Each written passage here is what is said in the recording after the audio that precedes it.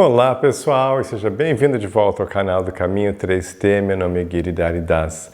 E eu quero hoje começar uma sériezinha que eu vou fazer aos poucos aqui no canal, que é falar sobre um texto chamado Gita Mahatmya, que faz parte de um Padma Purana, de um Purana diferente do que a gente estuda normalmente, o Bhagavad Purana, e faz parte de um outro Purana famoso, o Padma Purana. E esse texto é bem legal porque ele é uma conversa entre Shiva e Parvati falando do poder místico secreto da Bhagavad Gita, o poder que tem de você se aproximar do texto, de falar do texto, e eu acho que tem histórias muito boas assim. Então eu quero compartilhar isso com vocês, acho que vocês vão gostar, pelo aspecto assim das histórias, dos aprendizados e também de revelar esses poderes especiais da Bhagavad Gita. Bom, então olha só. Então isso aqui de novo faz parte desse Padma Purana e eu vou começar aqui com uma introduçãozinha explicando como é que se dá e depois a gente começa a ler sobre os poderes do capítulo 1, que vai ser o tema de hoje. Então olha só. Para glorificar a Bhagavad Gita, Sri Vishnu disse: Ó Lakshmi Devi, eu mesmo me manifestei pessoalmente na forma da Bhagavad Gita. Então esse é Deus falando com a deusa da fortuna, Lakshmi Devi. É a minha forma Murti. Murti significa a minha forma concreta, né? Como a gente faz no altar, quando você vai no templo. Murti é aquela forma que você pode ver de Deus. Então ele fala, a Bhagavad Gita é a minha forma Murti. Uma pessoa inteligente que recita diariamente um capítulo, um shloka, um verso só, meio ou um quarto de um verso, um quarto de um shloka, alcançará Vaikunta, o reino de Deus. Então, começa já assim, dizendo que se você recitar nem que seja um quarto, uma linha daquele, os shlokas, eles têm 4 linhas, né? Se você recitar uma linha só, você já vai atingir a liberação, vai atingir o reino de Deus, Vaikunta. Depois de dizer isso, Bhagavan Sri Vishnu falou as glórias dos primeiros 6 capítulos da Bhagavad Gita para sua querida e amada Lakshmi Devi. Então, Sri Shiva, o Senhor Shiva, narrou as glórias de ler, ouvir e entoar os capítulos 6 a 18 para sua mais bela Parvati Devi.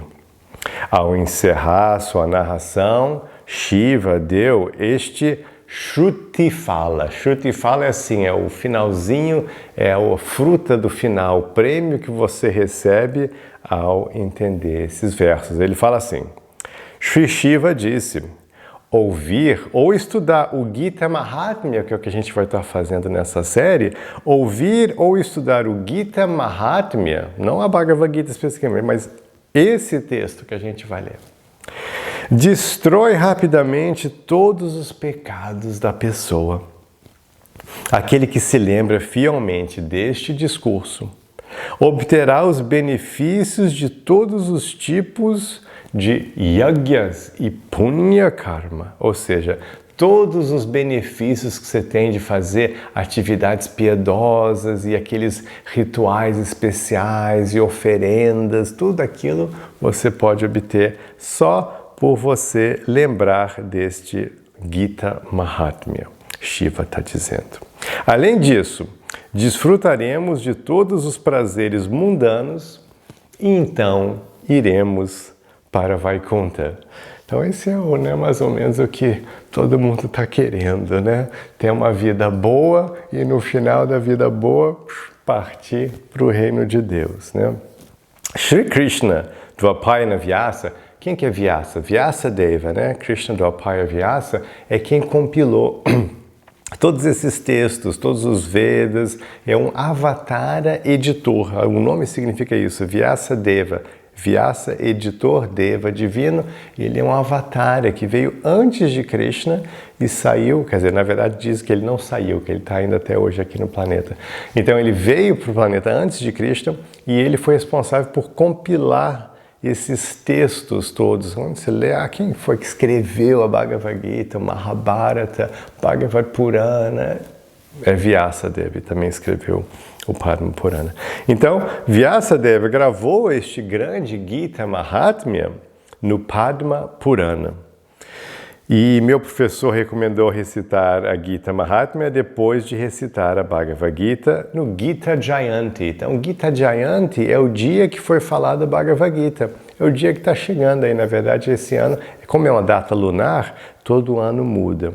Aí esse ano vai cair lá no finalzinho de dezembro, acredito que dia 22 de dezembro, mas eu não tenho certeza se é isso mesmo. Então, no Gita Jayanti é um dia muito bom para você pensar aqui no Gita Mahatmya. Bom, então a gente está apresentando aqui o Gita Mahatmya por causa disso. Então vamos lá, e esse texto aqui, a tradução é do site de Mahanidhi Swami, que escreve essas palavras. Então vamos começar. Agora vai começar realmente o Gita Mahatmya, começando então com as glórias da Bhagavad Gita do capítulo 1, as glórias do poder do capítulo 1 da Bhagavad Gita. São 18 capítulos na Bhagavad Gita, né? Então aqui vai ser só sobre o poder do capítulo 1. Então vamos lá, a historinha é assim. Parvati disse: meu querido marido, Shiva, né? Parvati e Shiva. Então, Parvati está falando com Shiva, com o Senhor Shiva. Meu querido marido, você conhece todas as verdades transcendentais e, por sua misericórdia, ouvi as glórias da Suprema Personalidade de Deus, Shri Krishna. Shri, agora anseio ouvir de ti as glórias do Srimad Bhagavad Gita, que foi falado por Shri Krishna. E ao ouvi-lo, a devoção de alguém a Sri Krishna aumenta. Shiva respondeu: aquela pessoa cujo corpo é da cor de uma nuvem escura de chuva, Krishna, cujo portador é o rei dos pássaros, Garuda, e que está deitada em Ananta Shesha, a serpente de 1000 cabeças, aquele Shri Vishnu, cujas glórias não têm limite, estou sempre adorando. Minha querida Parvati, certa vez, depois que Shri Vishnu matou um demônio Mura, ele estava descansando pacificamente em Ananta Shesha. Quando o doador de toda a boa fortuna do universo, Shri Lakshmi, respeitosamente perguntou a ele: Bhagavan, você é o controlador e mantenedor de todo o universo, mas ainda assim está dormindo. Infeliz neste oceano de leite, qual é a razão? Então, ele tinha lidado com mais um ser da pesada, mais um asura pesado, um demônio maturo. Aí estava lá, Vishnu, isso aqui é a forma de Deus que fica cuidando deste universo, Shri Vishnu, é o Vishnu cuidando deste universo. Então ele está lá deitado em Ananta Shesha, descansando um pouquinho. Aí Lakshmi chega para ele e fala: por que você está assim? Vishnu disse: minha querida Lakshmi, não estou dormindo, mas estou observando como minha energia está funcionando maravilhosamente. É por meio desta minha energia maravilhosa que estou controlando todas as coisas e ainda assim permaneço separado. E é lembrando-se dessas minhas atividades divinas que os grandes devotos e yogis conseguem libertar-se da roda de nascimento e da morte e alcançar aquela minha natureza transcendental, que é eterna e livre de todas as qualidades. Então ele falou: não, eu não estou aqui dormindo, eu estou só vendo as minhas energias trabalhando, porque Deus é assim, está tudo funcionando, cadê Deus? Não tem Deus? Tem, está aqui, está tudo, energia material, tudo que você está vendo, a lei do karma, tudo é energia de Deus, está funcionando direto, o cosmos todo está rodando, o sol nascendo, tudo está acontecendo pela energia de Deus, Está tudo sob controle. Deus não precisa, fazer uma coisa. Não, está tudo acontecendo já pela vontade dele. Então, ele respondeu assim. Lakshmi disse: controlador de todas as coisas, você é o objetivo da meditação dos grandes yogis. Nada pode continuar sem você. E ainda assim você está separado. Você é a causa da criação, manutenção e destruição de todos os universos materiais. Por favor, informe-me sobre o funcionamento de suas maravilhosas energias, que são tão atraentes que até você está deitado aqui, meditando nelas.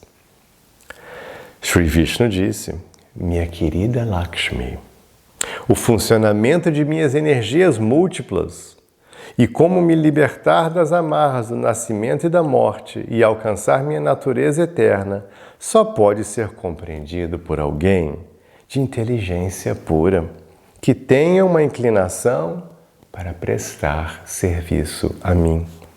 Este conhecimento transcendental é totalmente explicado na Bhagavad Gita. Lakshmi perguntou: meu querido senhor, se você está surpreso com o funcionamento de suas energias e está sempre tentando compreender seus limites, então como é possível a Bhagavad Gita possa descrever essas energias ilimitadas? E como atravessá-los e alcançar a natureza transcendental?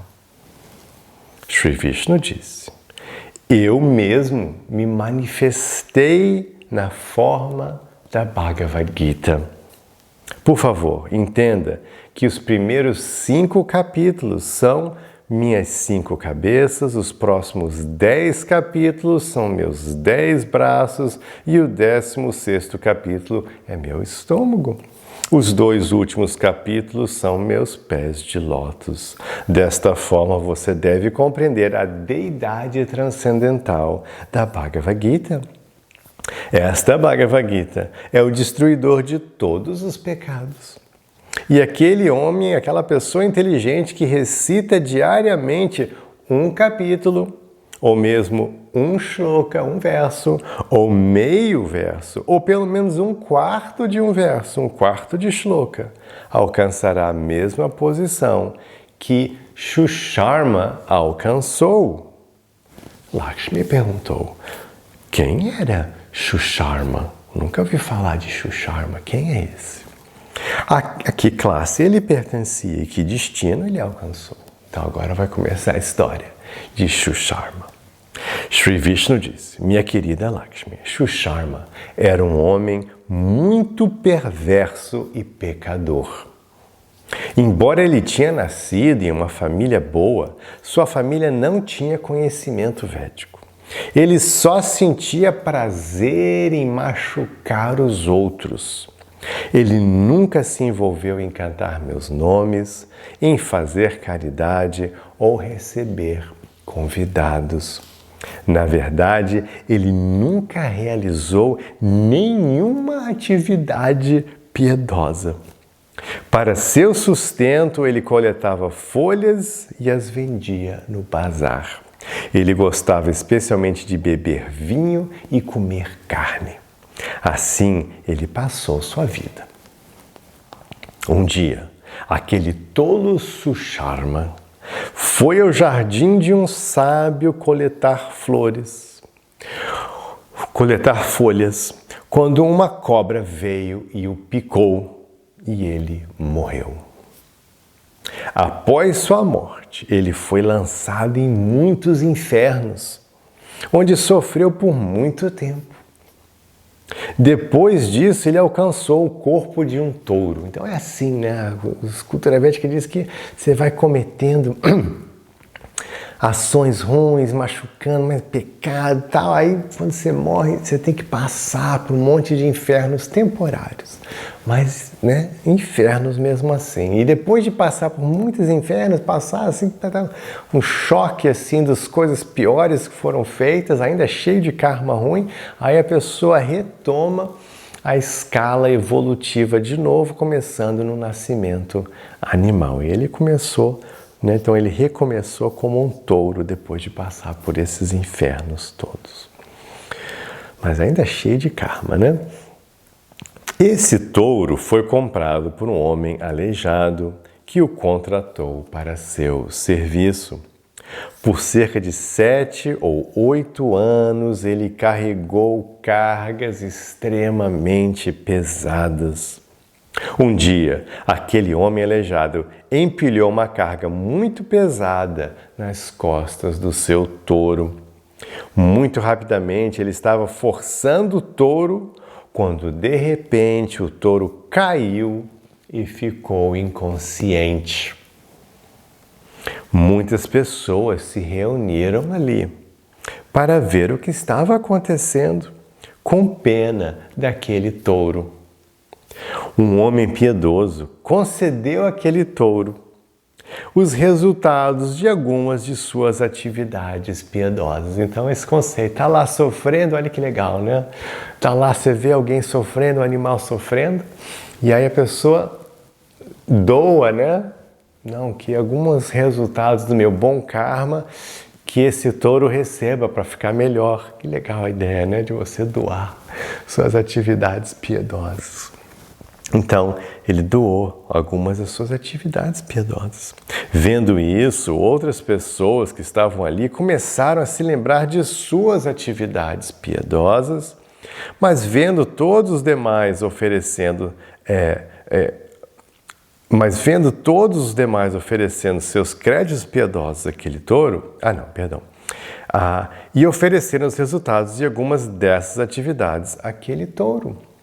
Naquela multidão havia também uma prostituta que não sabia se havia realizado alguma atividade piedosa.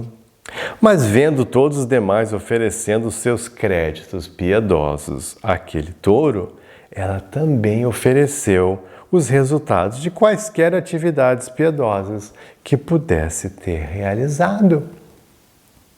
O touro morreu e foi levado para a morada de Yamaraj, o deus da morte. Então, o touro de que jeito? Então, as pessoas estavam doando, e aí, vendo que todo mundo estava doando, a prostituta também falou, eu não sei se eu fiz nada de bom, mas vamos lá, né?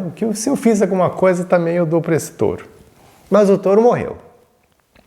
Mas aí o touro tinha recebido esses créditos piedosos, mesmo assim, né? As pessoas doaram, ele recebeu, mas mesmo morrendo, ele recebeu.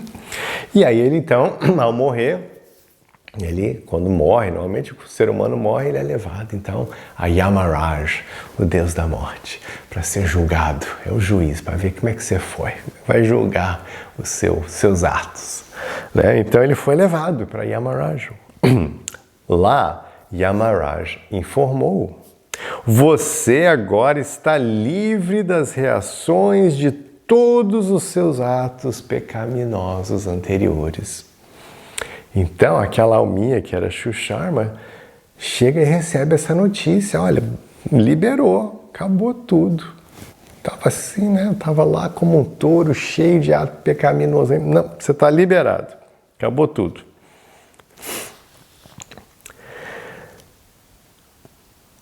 Você agora está livre de todos os seus atos pecaminosos anteriores devido aos créditos piedosos dados a você por aquela prostituta. Então, de todos estavam dando crédito, o que realmente zerou a conta dele foi da prostituta. Então, ele nasceu numa família de brahmanas muito elevada. Então, ele nasceu novamente. Então, ele estava com ficha limpa. E aí, ele nasce numa família excelente de brahmanas, de pessoas pensadoras, de pessoas boas. Muito elevada. Nesse nascimento, ele foi capaz de lembrar de suas vidas passadas.